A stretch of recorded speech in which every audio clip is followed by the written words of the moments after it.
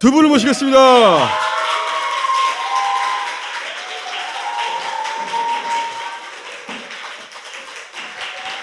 안녕하세요. 자, 국내 정치가 이렇게 땅바닥에서 기고 있는 동안 우리 콘텐츠가 또 하늘 날아다니거든. 오징어 게임이 에미상에서 상을 6개 받았다는 거 아니에요. 근데 나는 에미상이 이렇게 두 가지로 나눠져 있는지 몰랐어요.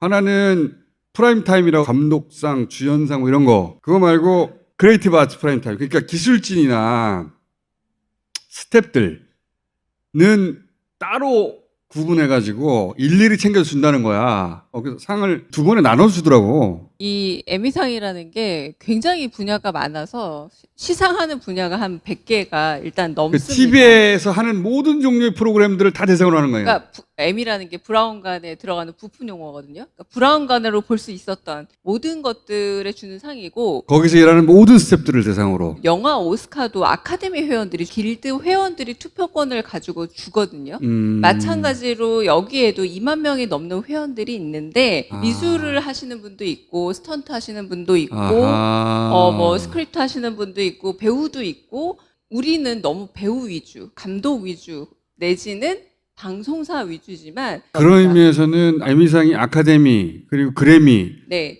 그 그룹하고 같은. 에것이라고 에미상이 있고 그래미가 있고 오스카가 있고 뮤지컬의 토니상, 요 4개가 비슷한 구조로 좀 운영이 그렇구나. 되고 그 현장직들이 투표를 하기 때문에 단순히 훌륭한 작품이나 훌륭한 개인에게 상을 주기 위해 만들었다기보다는 우리 산업을 우리가 자축하는 의미가 있어요. 그러니까 업계 종사하는 맞아요. 전문가들이 자기들이 봤을 때 맞아요. 이게 최고야를 뽑는 거네. 그러니까 스턴트 하시는 분들이 스턴트에 대한 그러네. 투표를 하시는 거고, 특수 효과 이번에 오징어 게임 받았거든요.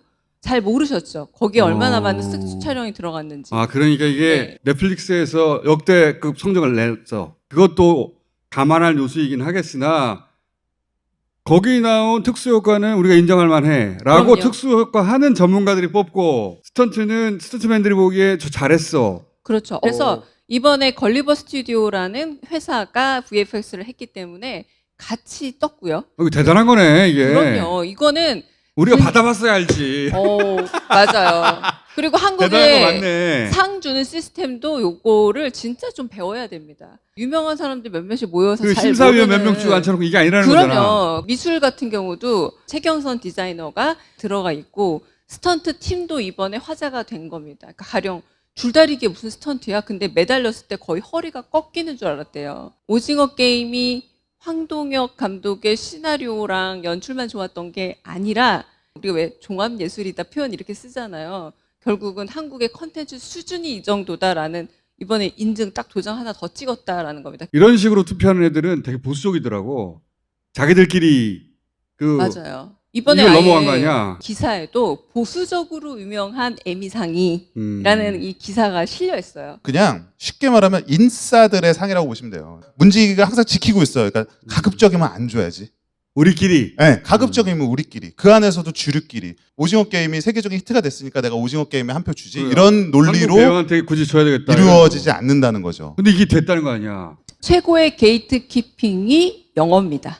영어 안 쓰면 왜? 우리 미국에서 주는 상이고 미국 심사위원들인데. 그렇게 생각하면 한국말을 하는 이정재 씨한테 에미상이 주연상을 준 건 엄청난 일이네. 그러니까요. 그래서 많은 기사들이 황동혁 감독의 감독상보다 이정재의 나무주연상으로 대서특필되고 그게 더 있어요. 어려운 일이다 생각해보니까. 훨씬 더 어려운 일. 이안 감독이라던가 마틴 스콜세즈라던가 이미 와서 대스타가 된 감독들은 많았어요. 그런데 영어를 못하면서 배우로서 주연상을 받은 경우가 처음이었는데, 그나마 아시아인이 후보가 된 적은 있었대요.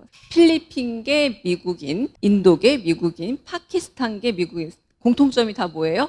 영어를 쓰는 아시아인이었던 거예요. 그런데 이정재 씨는 영어를 쓰지 않았다는 거죠. 여기에 업계의 비밀이 하나 있습니다. 2022년 7월에 닐슨이 한 그 시청률 조사를 보면 드디어 OTT가 지상파와 케이블을 앞질렀거든요.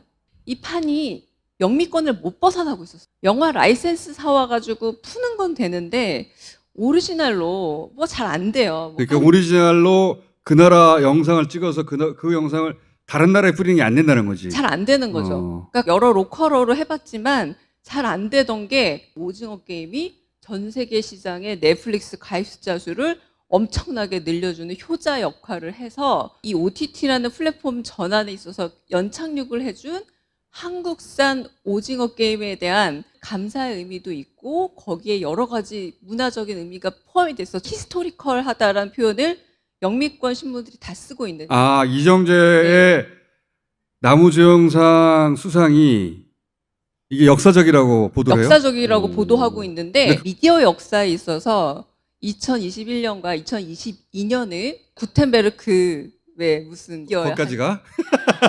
오 정말로 금속 활자 굉장히 중요한 OTT의 획기적인 작품으로 스퀴드 게임이 있었다라고. 미국 가정에 주류 미디어를 OTT로 바꾼 그 작품이 오징어 게임이었다라고 기록될 것이고, 네, 맞습니다. 그리고 그때 주연은 이정재였고 영어를 한마디 하지 않고 에미상으로 나무주연상을 받았다. 이전에 상상도 못한 일이 벌어졌기 때문에 이게 역사적이라고 하는 거죠. 그들 입장에서는 드디어 에미상이 미국산 드라마상이 아니라 전 세계인들이 아는 드라마를 주는 상이 된 거예요. 거꾸로 생각하셔야 돼요.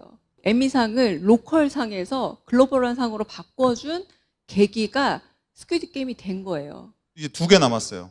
뭐가? 그래미하고 토니. 왜 안 토니는 주는지. 굉장히 어려울 것 같은데 맞아요. 우리 뮤지컬 팀이 가가지고 해야 되니까 그쵸. 제낍시다. 제끼고 또 몰라요? BTS도 조만간 받겠다 그러면 아카데미에서도 에미상에서도 그리고 아마도 그래미에서도 상을 받은 그 서구권을 제외한 유일한 나라가 될 거 아니에요? 그렇죠. 우리가 그 일본도 되게 억울해하는 이유가 그 억울해? 굉장히 억울해하죠. 왜냐하면 왜 억울해, 자기들이? 그 황동혁 감독 예전에 나 옛날에 배틀로얄도 많이 읽었고 영감을 줬던 만화는 자기들이 먼저 그렸는데 그러니까 옛날 한때를 아니, 그럼 그리워하는 그렇게 억울해하라고 자존심이고요. 하세요. 네, 그러니까 별로 계속 관심이 억울해해라 그럼. 없고 그 우영우가 워낙에 한국 드라마가 인기가 많다 보니 넷플릭스에 계속 요청을 했대요. 제발 더빙 넣어달라. 그래서 넷플릭스가 더빙을 넣었거든요. 실제로 자폐증을 앓고 있는 배우를 써서. 근데 기러기, 스위스, 뭐 토마토 이거를 살리려고 카약, 시빅 뭐 이렇게 해가지고 다 바꿨대요. 영어로. 앞으로 하나 뒤로 하나 똑같이 되는 걸 골라서 바꿨다고 하더라고요. 역삼역을 그래서 못했대요. 이게 바로 컨텐츠의 힘이다. 옛날 같으면 라이센스니까 그냥 자막 보고 말하라 하고 넘어갈 게 이제 소비자들이 더빙 내놔라 하니까 하는 수준이 됐고 우리나라 컨텐츠가 이 수준이 정말 됐다라는 게 좀 확인되는 순간이라는 거죠. 이게 최근 5년 사이에 있었던 일인데 대통령이 이 모양이어가지고 철자도 틀리지 않았나요? 얼마 전에? 철자 틀렸지. 엘리자베스인데 엘리사베스라고 썼더만. 엘리사베스 안에 또 단어도 틀렸더만 보니까. 디드. 오히려 더빙이 날 수도 있었어요. 대통령 트윗인데 전 세계가 볼 건데. 부끄러워 씨발. 다시 일로 돌아와. 그러니까 한국 드라마든 영화든 음악이든 이 한국 콘텐츠에 대한 인증은 이미 지난 5년간 이루어진 것 같아요. 그런 인식이 한번 젊은 시절에 딱 머릿속에 박히면 평생 가요. 그런 게 만들어졌다는 거잖아. 이정재 씨가 에미상 나무주연상을 받을까 이런 생각을 우리나라 배우고 누가 했겠어. 앞으로 할 거 아니야 이제. 이거 아카데미로 한번 가볼까? 혹은 뭐 에미상 한번 노려볼까? 뭐가 바꿔도 이제. 황동혁 감독이 마지막 안 되길 바란다고 포부를 밝혔잖아요. 시즌2? 네, 왜냐면 가능하거든요. 그 황동혁 감독 하신 말씀 중에 재밌었던 말이 뭐냐면 이거를 너희들이 우리에게 주기로 결정했다라는 걸 굉장히 강조해요. 너희들의 선택을 되게 존중한다. 그러니까 내가 달라고 하진 않았어. 줄 테면 줘라. 그죠? 네. 배우도 감독도 이젠 좀 이렇게 노림수가 달라질 것 같아요. K-팝 영역에서는 이미 빌보드 이거는 다 노려보는 게 됐잖아 이제. 이미 전략적으로 노리고 있고 이미 어느 정도 수준이면은 몇 위를 한다는 것도 대충 알고 있어요. 이 빌보드가 굉장히 재밌는 게 예고 없이 규칙을 바꿉니다. 이 싸이 강남스타일 이후로 계속 그 규칙을 조금씩 바꿔요. 이게 무료 회원이 많아서 그래. 그래서 유료 회원을 비율을 늘렸어. 그랬더니 유료 회원이 늘어났어요. 그런 식으로 게이트 키핑을 하는 거거든요. 근데 그럼에도 불구하고 흐름 자체를 막지는 못할 것 같습니다. 김영대 평론가가 말씀하신 것처럼 우리나라 이 컨텐츠가 정말로 미국 문화 시장을 위협할 정도가 된다. 그러면 태클들이 들어오기 시작할 거예요. 그거 괜찮아요. 네네네. 그 정도가 됐다는 건 네. 이미 대성을 얻었다는 얘기이기 때문에 저는 그러길 바래요. 네. 한국의 문화적 존재감은 여러 번 얘기했지만 차원이 달라졌어요. 그래서 윤석열이 더 안 올리는 거예요. 이런 한국에 이런 대통령이 더 안 올려서 외신들이 그런 기사를 쓰는 거예요. 황동혁 감독이 오징어 게임에 대한 시나리오를 구상한 건 2008년 이명박 정부 시절이었답니다. 창작자들은요, 암담할 때 그 에너지를 쌓아서 미래의 작품을 준비하기도 합니다. 네. 이게 음악에도 패턴이 있어요. 사회적인 분노에 대한 메시지는 암울할 때 써놓고요. 그게 발표돼서 히트가 되는 거는 시절이 좋아지면 그럽니다. 예, 이거는 음악 역사가 입증했어요. 김영재 평론가는 원래 이제 케이팝 얘기하려고 그랬는데 케이팝 얘기 짧게 할까요? 지금 이 인싸들, 그러니까 이 산업에 종사하는 인싸들 사이에서는 뭘 얘기하고 있냐면 비욘드 케이팝, 넥스트 케이팝이 뭐야? 이 여기서 인사들이라고 하면 업계에 있는 종사자들이죠. 국내 종사자들 아니면 국내 해외 말할 것 없이 그게 이제 정리를 하자면 이 세 가지 흐름이 있어요. 하나는 한국의 굉장히 로컬한 흐름이 세계적인 흐름으로 뜰 수 있는 가능성에 대한 걸 하나를 보고 있어요. 네. 그러니까 지금은 이제 랩도 들어가고 힙합적인 요소가 그러니까 있고 뭐 아주 코스모폴리턴한 그런 걸로 거를 이제 기획한 그런 걸로 케이팝이 떴는데 네. 그게 아니라 이거는 우리나라 음악인데 이거 딱히 해외를 공략한 게 아닌데 그렇지 말란 법이 뭐 어디 있어? 그러니까요. 힙합이 예. 미국에서 우리한테 온 건데. 그러니까 이거는 분명히 그럴 흐름이 온다. 왜냐하면 다른 분야에서 이미 검증됐고 문화라는 거는 함께 가는 거니까. 예를 들어서 뽕짝이나 그렇습니다. 70년대 포크송 네네. 느낌 이거는 우리 정서인데 하는 네. 게 뜰 수 있다. 예전에는 그럴 수 있을 것 같아. 케이팝이 케이팝스럽게 되려면 가장 먼저 하는 게 뭐냐면 한국을 지워요. 근데 지금은 의식적으로 한국을 넣습니다. 뭔가 이국적인 것을 통해서 어필하려는 게 아니라 진짜로 한국을 넣습니다. 궁궐이 나와야 되고 한국적인 코스튬이 나와야 되고요. 그래서 저게 리얼 코리아구나 이렇게. 네네. 오히려 그럴 수 있을 것 구체적으로 한국적이어야지만 주목하는 게 하나가 있고 두 번째는 현지화 전략과 연결이 되는 건데 일본에서 올해 나왔던 XG인가 하는 그룹인데 에이벡스라는 데서 한국에서 활동을 하기 위해서 만들었어요. 그래서 누가 봐도 야, 저 케이팝이잖아 라고 말할 수 있는 팀이 등장했습니다. 일본에서 만들었어요. 옛날에는 보아나 소녀시대 같은 그룹이 일본에 진출하려면 거쳐가는 관문이 에이벡스였거든요. 이게 굉장히 큰 회사입니다. 근데 그 에이벡스가 한국적인 미학을 갖고 있는 팀을 만들어서 이제 세계로 진출을 시키는 거예요. 재밌는 거는 미국에나 이게 그 유럽에 있는 케이팝 사이트들 있잖아요. 여기서 이 팀을 그냥 케이팝으로 분류를 한 데가 있어요. 케이팝이라는 거는 한국 사람이 주도하지 않아도 한국적인 미학이나 한국적인 시스템을 모방을 한 것을 케이팝이라고 부를 수 있는 단계까지 이제 나아가고 있다. 세 번째는 뭐예요, 그러면? 세 번째는 메타버스인데요. 얼마 전에 MTV 뮤직 어워드를 했는데 여기서 처음으로 메타버스 퍼포먼스 부문을 만들었어요. 초대 수상자가 블랙핑크가 됐습니다. 이게 이제 사연이 어떤 거냐면 블랙핑크가 얼마 전에 게임 안에서 콘서트를 냈어요. 게임 안에서? 배틀그라운드라는 온라인 게임 안에서 공연장을 지어놓고 거기서 블랙핑크의 아바타들이 나와서 공연을 했어요. 근데 그 아바타들을 조정한 건 블랙핑크고? 블랙핑크의 분신들이 공연을 한 거죠. 그 아바타가 그 안에서 뭐 노래도 하고 춤추고 할 거 아니에요. 네. 그거를 실제로 한 사람이 그 실 멤버였냐 이거지 나는. 그렇죠.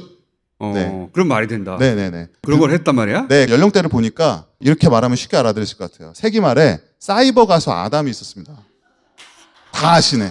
사이버 가수 아담. 류시아? 그들이 뭐 떡볶이도 좋아하고 뭐 존경하는 가수는 존 레논 뭐 이런 게 있었어. 20년이 지나서. 이것의 지금 선두주자가 한국이라는 거예요. H.O.T 시절부터 K-팝은 뭐냐면 스토리하고 캐릭터하고 세계관입니다. 메타버스 세상에서는 그 스토리와 캐릭터와 그 서사가 그냥 본질이에요. 완전 새로운 접근법인데 지금의 이 Z세대는 나는 이게 진짜고 거기 들어가서 그 불핑 공연을 보는 아바타는 내 그냥 세컨드 자아라는 생각 자체가 없다 그래요. 그것도 나고 이것도 나야. 가상 캐릭터가 아니라 그것도 또 하나의 나고 이 현실의 나도 또 하나의 나다. 현실의 나도 본캐고 가상 세계에서의 나도 또 하나의 본캐가 되는 거지. 다른 세계다 이건. 엑소 기억나시죠? 엑소 그러면 뭐 불, 불이 안 나오잖아. 불이 뭐 순간 이동 그러면 막 화면 끊었다가 막 여기서 갑자기 저기로 달려가고. 메타버스는 그게 가능해요. 이게 현실인 시대가 곧 옵니다. 게임 캐릭터에 돈 쓰면 옛날에 자 얻어 맞아요. 근데 이제는 그걸 보고 누가 뭐라 그럽니까? 게임도 완전히 또 하나의 세상인데. 예. 이제 게임머니 줘야 좋아하잖아요. 예. 블랙핑크처럼 게임 안에서 공연을 하게 되고 거기서 그 아바타가요. 그 공연장으로 막 걸어가요. 이렇게. 막 걸어가서 블랙핑크가 춤추는데 자기도 막 그 앞에서 막 춤을 춰요. 내 아바타가. 나랑은 안 맞다. 저랑도 안 맞습니다. 그러니까 영화는 우리나라가 SF랑 판타지가 안 되거든요. 영화나 드라마는 굉장히 사실적인 쪽으로 리얼리즘 쪽으로 가고 있는 그렇다. 것도 되게 특이해요. 왜냐하면 이런 상황이면 영화도 SF 판타지가 발전해야 되거든요. 일본은 그 굉장히 SF하고 판타지가 발달한 나라잖아요. 그래서 네? 애니메이션도 발전했고. 근데 네. 애니메이션으로는 그걸 구현할 수 있었는데 실사로 유치해져 버렸지. 근데 이게 우리는 케이팝은 그쪽으로 가고 영화하고 그 드라마는 굉장히 현실적. 거의 지상 0층에서 시작해서 계속 바닥으로 내려가는 얘기들만 그러니까요. 그려내고 있으니까. 거기에 사회의식을 담고 있지. 네, 네. 그거 굉장히 독특하다. 이게 전문가들이 얘기하니까 머리가 똑똑해지는 기분이야. 그게 지금 최신의 트렌드다. 최신의 트렌드를 우리 계속 따라가야 돼요. 왜냐면은 윤석열이 계속 뒤로 가기 때문에 이것만 보고 있으면 우리도 뒤로 가. 뒤로 간다는 걸 알려면 현재 세계는 어디로 가는지 계속 알아야 이 거리를 알 수 있거든. 이 감각을 놓치지 말아야 돼요. 그래서 이분들 계속 부르는 거야. 여기까지 하겠습니다. 감사합니다.